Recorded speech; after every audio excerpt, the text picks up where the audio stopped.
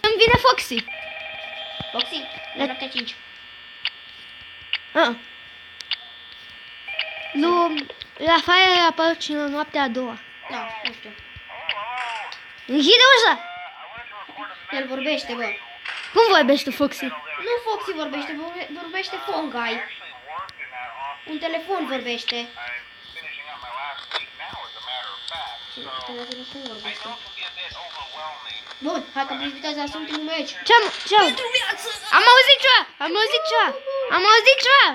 Mi-e frică!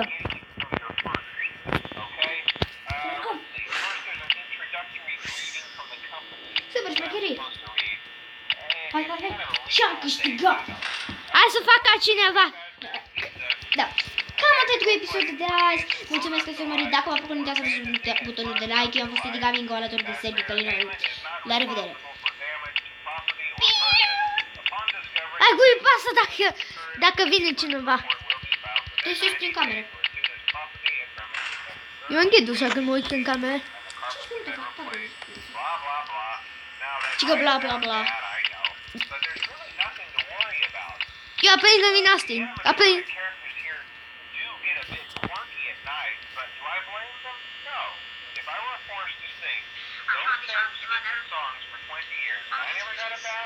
I'd probably be a bit irritable at night too. So remember, these characters hold a special place in the hearts of children if you show them a little respect, right? Okay.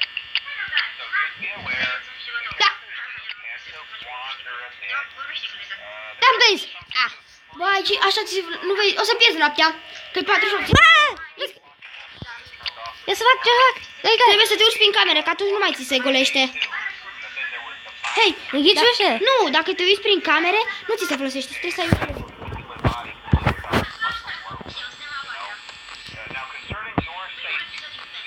Poate să vină Sergi? Nu se țara. Oh my fucking god! Dar mi se termină bateria. Da, trebuie să uiți repede prin cameră. Și dacă fac tot așa? O să se scoată cel mai repede și o să sară. Nu, el începe să cântă. Și când se termină muzica... Sară.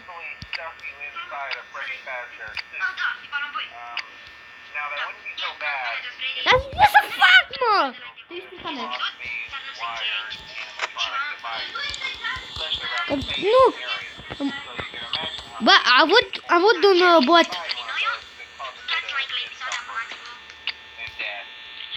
Mi-e frică.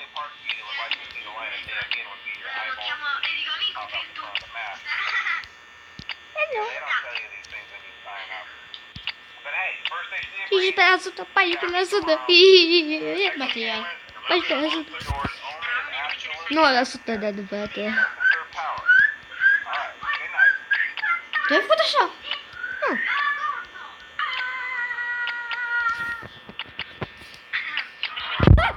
Mai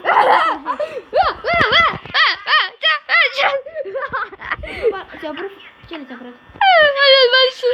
Încă acolo. Uite acolo. Frate. Bă, joacă-te. De ce? Cum să țară?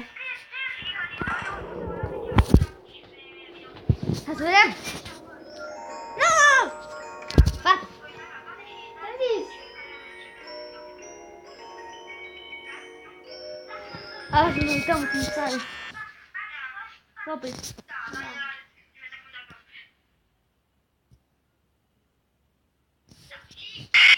Nu o să vine cu ușor. La mine știi cum a sărit? Uite așa. O să uita la mine și... Așa făcea cu cova. Eu n-am făcut așa.